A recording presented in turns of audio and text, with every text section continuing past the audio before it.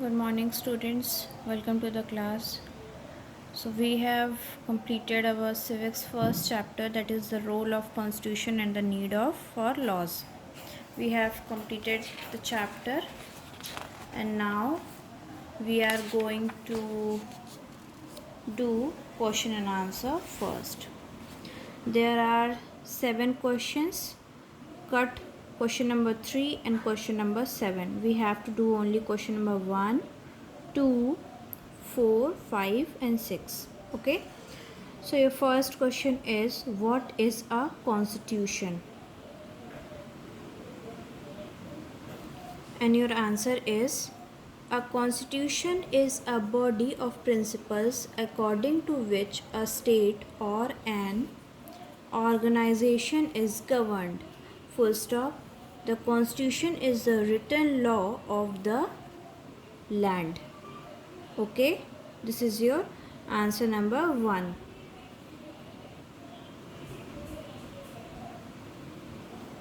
Now see the question number 2.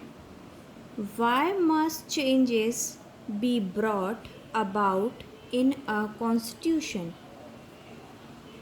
Why must changes be brought about in a constitution? And your answer is, the Indian constitution was made after much deliberation during our struggle for freedom, and it came into force on 26 January 1950. Full stop. Since then, many things have changed in India. The constitution too has to adapt to these changes. As a result, it must be amended. The process whereby a change can be brought about in the constitution mentioned in the constitution itself. Changes in the constitution are made through a process known as an amendment. This is your answer number 2.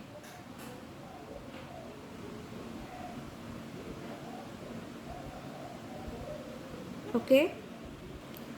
Now see the next question. Question number 4. How is the authority of a law determined? How is the authority of a law determined? And your answer is, the legislature passes a law. A law is a dead letter until it is put into practice. The executive is given the responsibility of implementing laws. It has to give the order on the manner in which a law has to be implemented. Sometimes laws passed by the legislature and orders made by the executive are questioned by the people. Democracy countries with a written constitution give people the power to appeal to the court when they are in doubt about a law or an order. The court has the power to decide whether they are in accordance with the constitution or not. Till here, you have to write from the starting this point and up to here. This is your answer number 4. Okay. Now see the next question. Why have constitution evolved? Question mark. Enumerate the functions performed by the constitution. Okay. So your answer is, the constitution gives us vital information about the composition of the government. Full stop. It describes in detail the different organs that comprise a government. As a result, we came to know about the legislature, the executive and the judiciary. Full stop. It also specifies how each organ of government is composed and mentioned the functions that it must perform.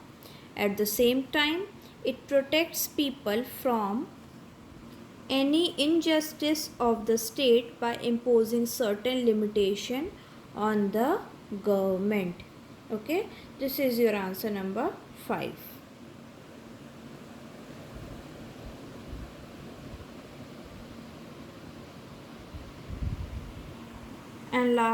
And now the last question, that is question number 6. State the function of the preamble. Full stop. What are the words used to describe the nature of the state of India? And your answer is, the aim of the constitution is enshrined in the preamble. A preamble is like an introduction to the constitution. It describes the nature of the state of India. India is a sovereign, socialist, secular, democratic republic. Full stop. The state of India aims to guarantee to its citizens liberty, equality, fraternity, and justice. This is your answer number 6. Okay. So we have completed 1, 2, 3, 4, 5 questions. Cut these 2 questions, and now we have to do exercises in our next class.